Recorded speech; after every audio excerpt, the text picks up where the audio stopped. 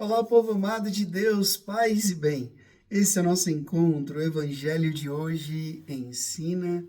É domingo, é o dia do Senhor. Hoje a igreja celebra o 26º domingo do tempo comum.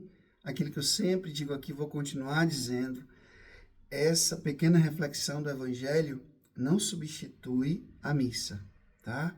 Pode até lhe ajudar, você escuta antes para poder entender o evangelho, mas vai lá, escuta a homilia do padre, do diácono, da sua cidade, mas não deixa de ir à Santa Missa, né? De participar, porque a missa na TV, nos meios de comunicação, é para quem realmente não pode ir, não tem capela, não tem missa perto, então participa pela televisão, pela internet, mas se você pode ir, vá, tá? Participar da missa presencialmente.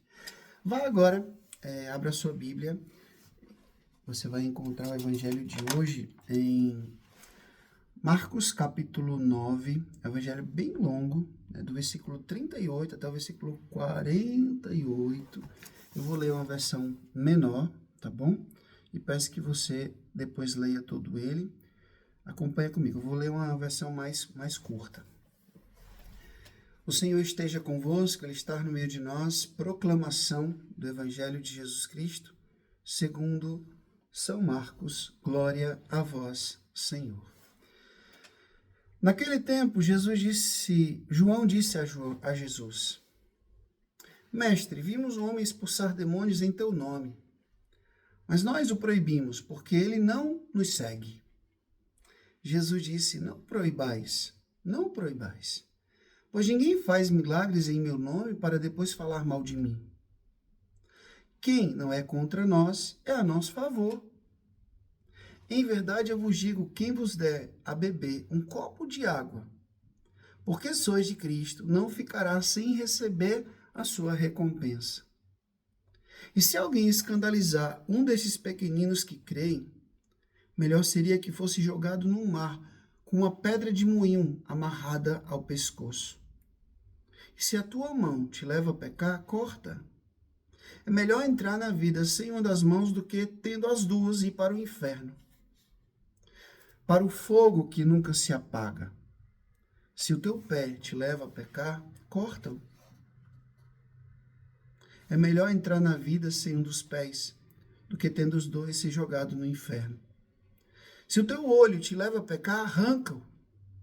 É melhor entrar no reino de Deus com um só olho do que, tendo os dois, ser jogado no inferno, onde o verme deles não morre e o fogo não se apaga. Palavra da salvação. Glória a vós, Senhor. Povo amado de Deus, hoje o trecho do Evangelho de São Marcos que acabamos de escutar fala de duas realidades. A primeira, quando João ele age com proselitismo, com partidarismo, como que segregando o grupo à missão de Jesus. É como se João quisesse formar uma panelinha, sabe? Um grupinho particular. A gente precisa compreender que o grupo de Jesus não é uma seita. Não é uma seita. O cristianismo não é uma seita. Jesus, é muito bonito que a sua ação, ela transpõe até mesmo os limites da religião estabelecida na época e na qual ele foi formado. Lembra quando aquele centurião romano, que não era judeu, mas era um homem muito bom, pede a cura do seu funcionário e que as autoridades religiosas dizem: ele é um homem bom, ele merece que você faça isso para ele, porque ele até construiu para a gente uma sinagoga, um lugar de oração. E Jesus vai e concede àquele homem, pela sua fé, a cura do seu funcionário. Lembra daquela mulher cananeia que Jesus fala: não fica bem pegar o pão dos filhos e dar para os cachorros?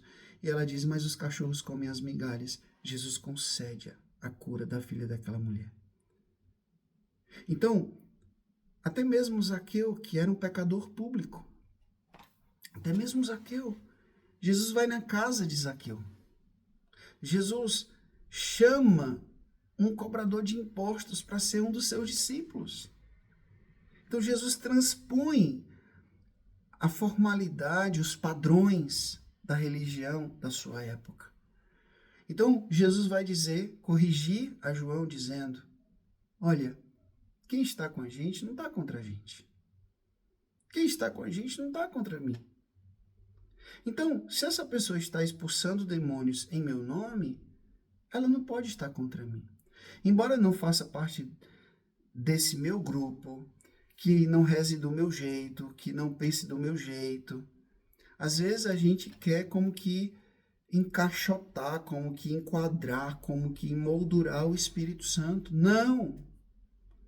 O Espírito Santo é livre, ele age como quer, aonde quer, em quem quer, no tempo que ele quer. A gente não pode aprisionar o Espírito Santo e dizer que a salvação é só nossa. Quando a gente vai estudar um pouco mais os documentos da igreja, se fala das sementes do verbo que são espalhadas em outras culturas, em outras religiões. Aquilo que é bom, aquilo que é verdadeiro, aquilo que é belo. O bom, o belo e o verdadeiro vem de Deus. Então, a gente não pode jamais pensar que a salvação é somente para aqueles que a gente acha que deve, que acha que podem. Deus nos surpreende. Lembra aquele homem que estava morrendo justamente no alto da cruz, do lado de Jesus? Era um ladrão mesmo. Estava morrendo justamente.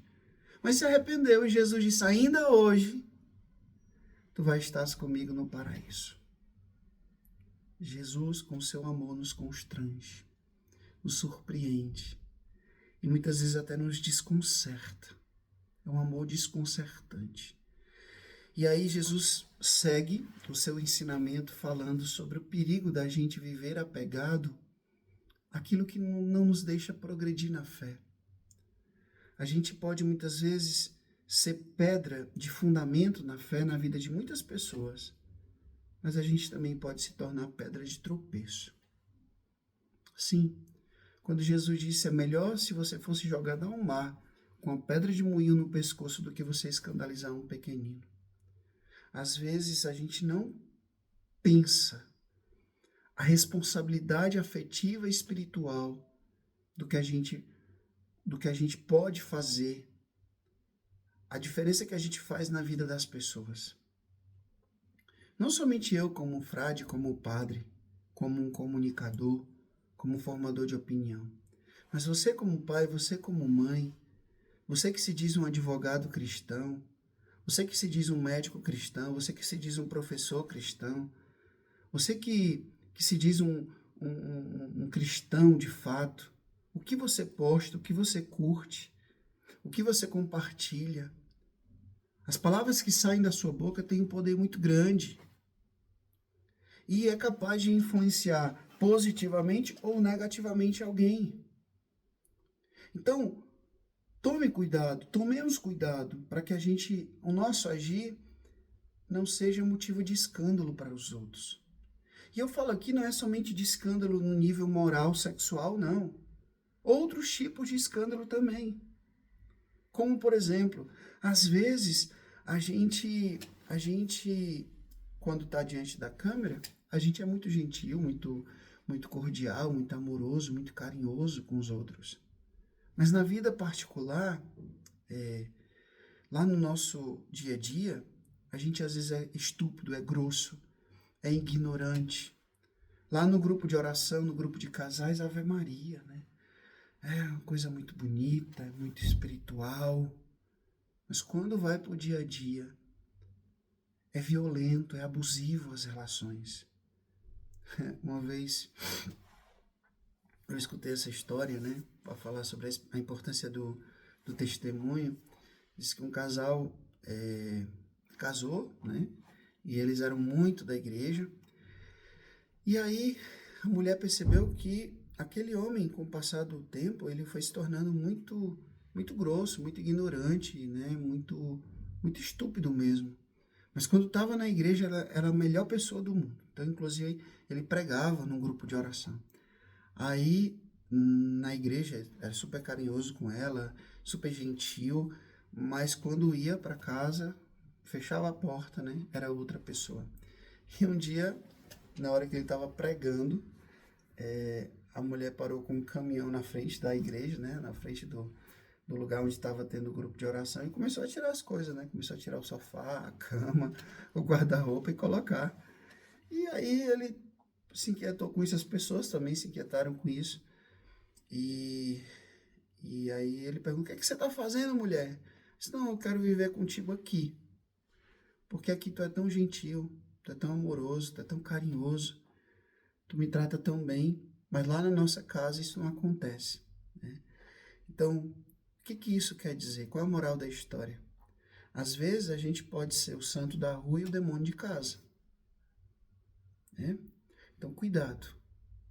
Se a gente vive assim, a gente está correndo o grande risco de escandalizar os pequeninos.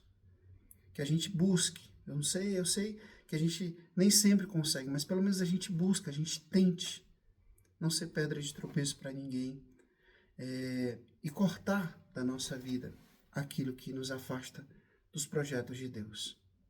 O Senhor esteja convosco, Ele está no meio de nós, que Deus Todo-Poderoso vos abençoe. Ele que é Pai, Filho e Espírito Santo, Deus do céu, paz e bem. Até amanhã, se Deus quiser.